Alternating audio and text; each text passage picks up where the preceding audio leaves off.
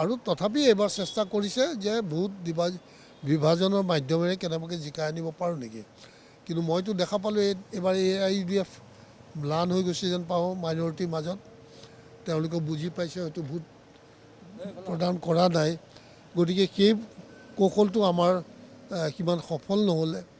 যদি AIUDFে ভোট ভাঙিব নোৱাৰে তেতিয়াহ'লে এইটো চিট আমি কেতিয়াও জিকিব নোৱাৰোঁ। প্ৰাৰ্থিত্ব দিয়াত যদি ৰাইজৰ কিবা বিৰূপ প্ৰতিক্ৰিয়া হৈছে তাৰ বাবে আমাৰ নেতৃত্ব দায়ী হ'ব লাগিব। তেওঁৰ দুখ নাই, যিজনে প্ৰাৰ্থিত্ব পাইছে বা লৈছে আজি খেলিছে তেওঁৰ গাত এক চিকতো দুখ নাই।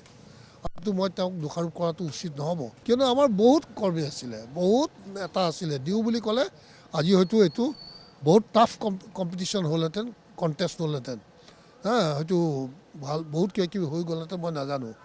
গতিকে মই ইমানখিনি ঘূৰা নাই, ইমানখিনি নাজানো।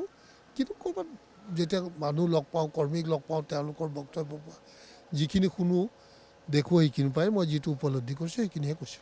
নিৰ্বাচনৰ দিনাখন দলৰ বিপক্ষে কথা কৈ নিজক পুৰণি আৰু নতুনৰ চাৰ্টিফিকেট দিয়া সময় পাৰ হৈ গ'ল।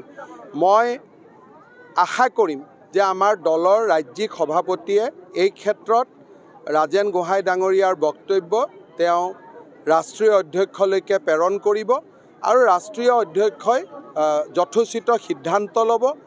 যি ব্যক্তিয়ে নিৰ্বাচনৰ দিনা ৰাতিপুৱা মোদীজীৰ বিৰুদ্ধে কথা ক'ব পাৰে তেওঁ দলত থকা উচিত নে অনুচিত, নিশ্চয় সেই সিদ্ধান্তটো আমাৰ দলে ল'ব পাৰে। আৰু আমাৰ দল ইমানেই শক্তিশালী যে সিদ্ধান্ত লোৱাত আমাৰ কোনো অসুবিধা নহয়। কিন্তু যোনেই যি নকওক কিয় আমাক যিমানখন চিট লাগে আমি সিমানখন চিট পাম।